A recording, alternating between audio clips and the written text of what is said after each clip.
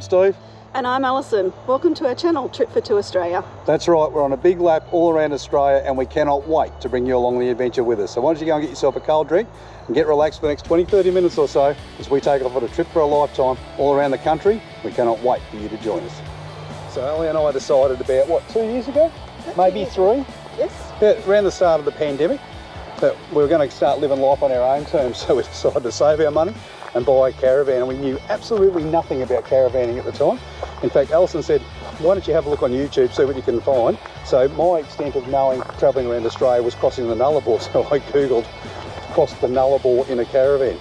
And I found Trip for Two. Oh no, not Trip for Two, Trip in a Van. You didn't find us. And I said to Alison when she got home that day, I said, oh, I found some family, they just travel around their caravan all the time, looks all right. So we looked at that and we found another YouTuber and another one and another one and another one.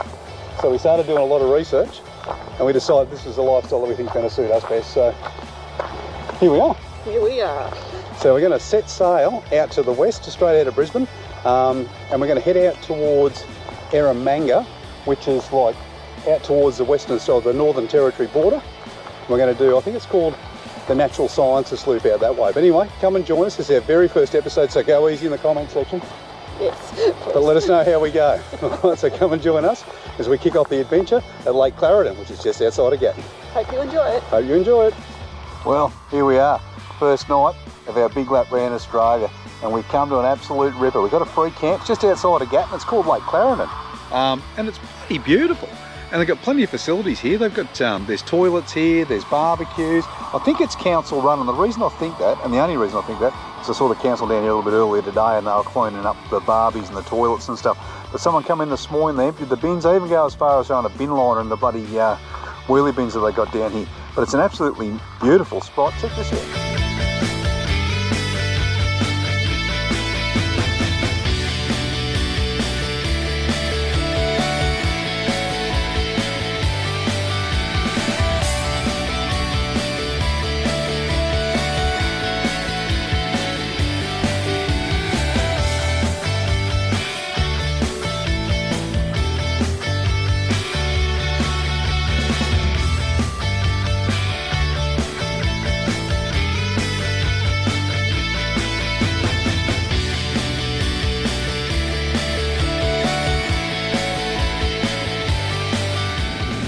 Well, good morning. It's day 2 of our big lap, and I'll make you this guarantee straight away. I'm not going to give you an every day that we're on the road type tour, but I just needed to mention right at the start, whenever Ali and I go away, it doesn't matter where we bloody will go, it always manages to rain. It hasn't rained for weeks. We start our big lap, it rains instantly. So we're not going to let that deter us. We're going to get out today and have a look around Gatton and see what sights it's got to offer. We're going to go over to a place, what was the name of that place? How was it? Spring Bluff Railway Station. I think so, yeah. Yeah. Yep. I don't know what it's like, but it looked pretty highly reviewed from different things that I read. So we'll have a look at it, read a little bit of history. It's Good Friday today, so we might not be able to get into a lot of places, but we'll go and have a look anyway. I understand there's a really big cultural centre in Gatton, which looked quite good, so we'll probably pop in and have a look at that either today or tomorrow. But either way, we're going to bring you along the adventure and show you what we get up to. So let's go. Let's go. Let's go.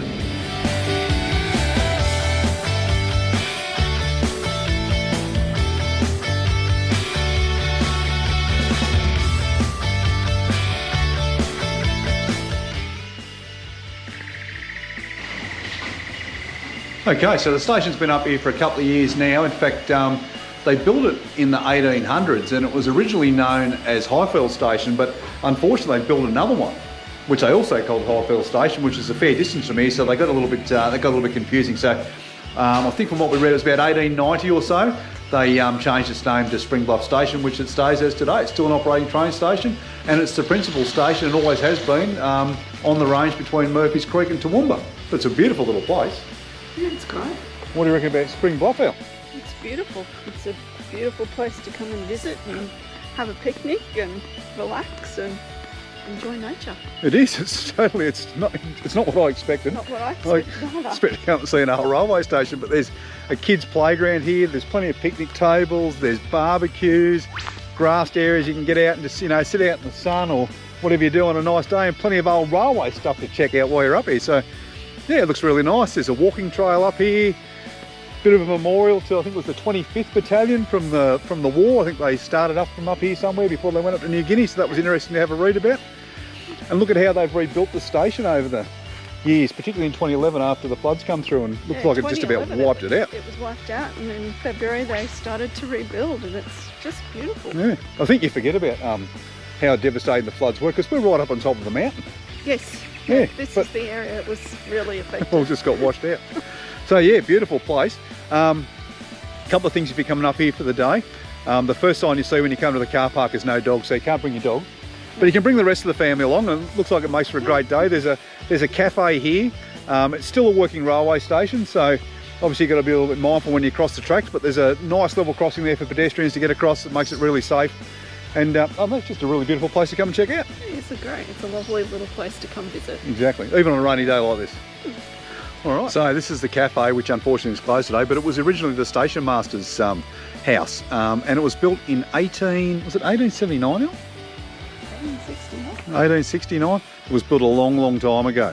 But yeah, great building. You look inside, I think they commissioned it as a, or they turned it into a cafe in the 90s sometime. But yeah, really nice building. And I made a little bit of a mistake before. I said it was an operating train station, but it's not. It's decommissioned, but trains still roll through here on the track. So I think I really need to point that out just in case you come up here to catch a train.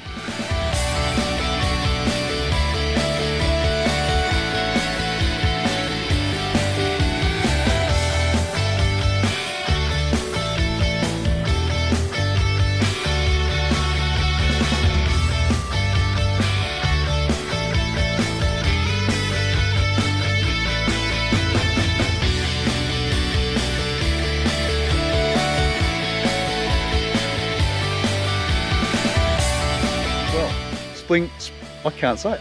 Spring Bluff Station. Spring Bluff Station. See now, you can't say it. Spring Bluff Station. Say that fast 3 times. All right, was it worth the drive up the hill? Bloody oath it was. It was really nice up here. I didn't think that I'd be so excited about well, I wouldn't say excited. Yeah, I will say excited about a railway station.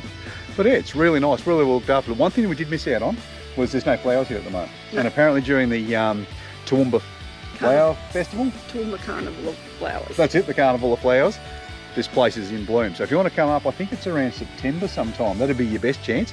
I'll drop in a photo of what it looks like. I'm only going to download it off Google. But I'll drop in a photo, show what it looks like when it's out in full flower. But I reckon it should be pretty stunning when you come up here for the day. But yeah, pack a picnic, bring the family along. I think you'd have a pretty good day, Eddie. Yeah, good stopover. Exactly. Watch out for the chickens on the railway tracks.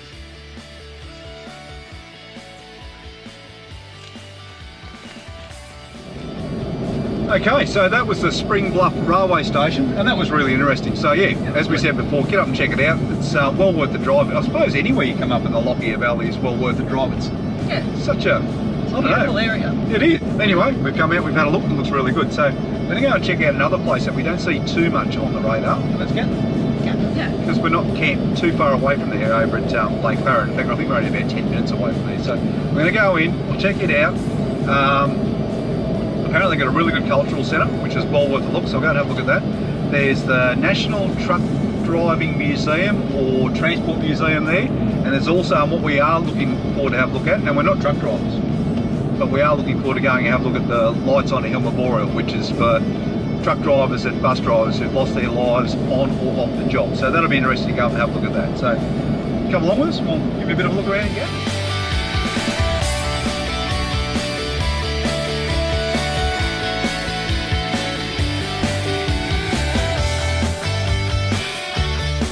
Alright, well we've gone from a miserable rainy day yesterday to a beautiful sunshiny day here at Lake Clarin today. It's absolutely fantastic.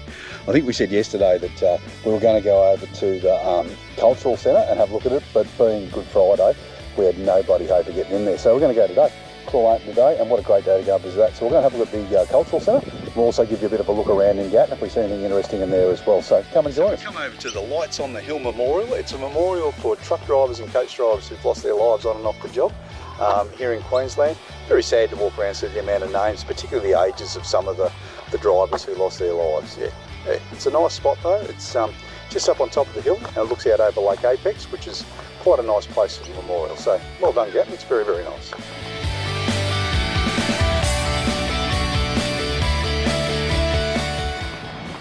Well, here we are at the I keep on calling it the Gatton Cultural Centre, but it's the Lockyer Valley Cultural Centre, and I only know that because I'm reading it right now.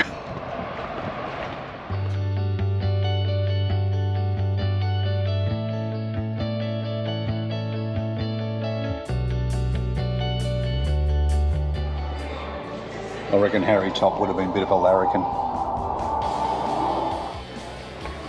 This guy here was quite interesting, William Howard. He come back from the First War and he started a carting business to carry firewood and stuff around, and when he retired he handed it all over to his daughter and his son-in-law, Mavis and Nick Nolan, and that's Nolan's Transport, which still runs in Gatton today. In fact, we drove past a couple of trucks yesterday.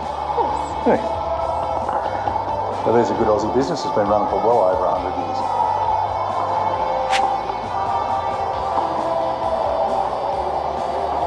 Alright, the Cultural Centre is pretty good. It gives a lot of information about some local identities, both who served in the wars and other local sporting identities, judges, scientists. So many people come out of the Lockyer Valley. Absolutely fantastic. Some other things they have here, there's a cafe, there's a good info centre. You can get plenty of magazines, plenty of people to talk to you about what to do and see while you're in the area. Yeah, nice place to come to, grab a coffee. There's also the Transport Museum in here too.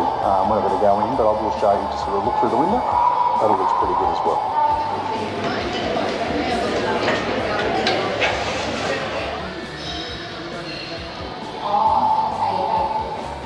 Morning, Bernie. Okay, so just thought that I'd jump in. On our very last night at Lake Clarendon, we witnessed a very tragic set of circumstances. Yes. Where a motorhome burst into flames, and the guy who owned it, he lost absolutely everything. From what I understand, he was in cooking his dinner. And he went outside to do something around his car, and he kept his paper towel hanger near his stove, and it caught fire.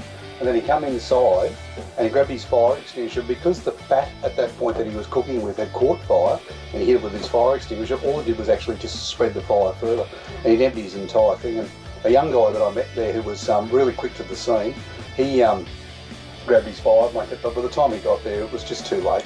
It went up very quickly. It did. It was, in fact, it was amazing. I reckon we were sitting and we were just by a fire, and we were just looking out over the ocean, having a drink and just watching the sunset, or over the lake rather, and just watching the sunset. And we heard like a pop, and I said to Alison, "It sounds like a small, like an explosion." Yeah. And then we looked, and you could just see this like little faint orange square, but that was actually the window inside of his camper home, which was on fire. So I'm going to roll some footage that we took. I've had to just go over the first part. I'll just play some music over because the language was pretty colourful, but yeah, and just the aftermath of it. But the one thing I think we need to point out is he was perfectly safe. He got out, he was okay. Yeah, he was fine. He lost absolutely everything. There was nothing left. Nothing.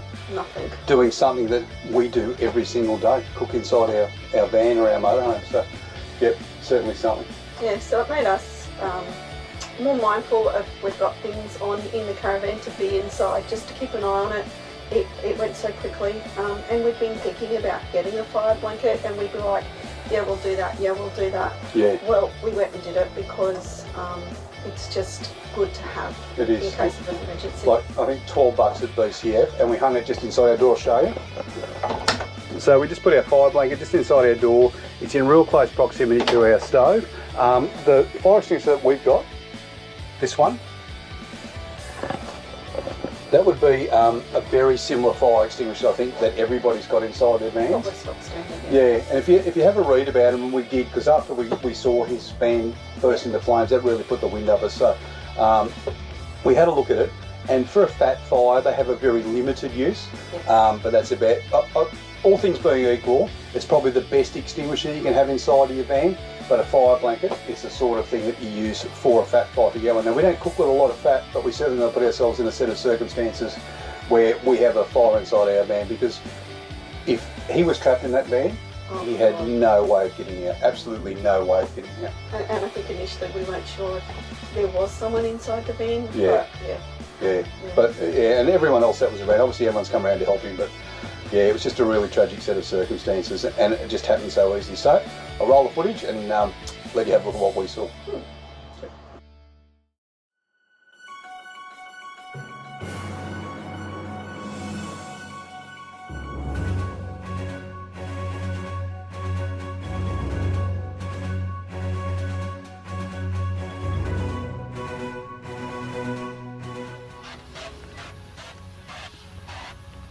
All the gas cylinders are exploding inside the van. We're not sure if the fuel tank's gone yet, but I'll tell you what, she's due to just pop, just about done. He got out nice and safe. He was cooking his dinner inside.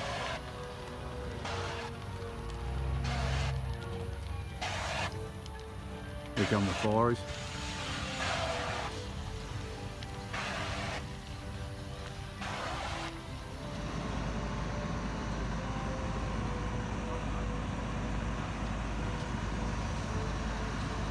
Looks like she's out.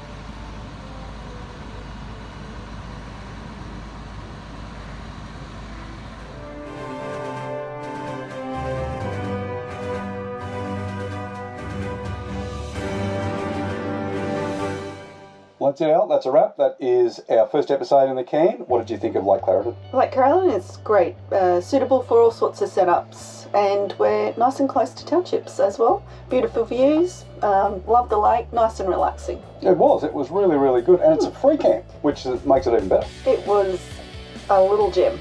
It was. If this sets the standard for the other free camps that we find as we travel around, that's what our goal is to find as many as we possibly can. I hope so. If this is the standard that they've set, then we're going to be pretty happy, I think, while we travel around the country. Very happy, yes. Alrighty, well today we're going to move on. So as I said, we're going to end the episode right here. Thank you very much for tuning in and watching us. Yes, thank you very much. Like you see, you want to hit the like button, hit subscribe, because we want to make a fist of our YouTube. We want to get out and show you what we see. We want you to come along and join our adventure. Yes. Alright, we don't know what day we're going to put our YouTube videos yet. All to be decided. All to be decided. But it'll probably be somewhere, it'll be a Friday, a Saturday or a Sunday. It'll be somewhere around that time of the day. And we'll let you know through our Insta. So if you want to jump onto Insta and look for Trip for Two Australia, you can follow us there and keep up to date with everything that we're doing. So until next week, thank you very much. See ya. Bye bye.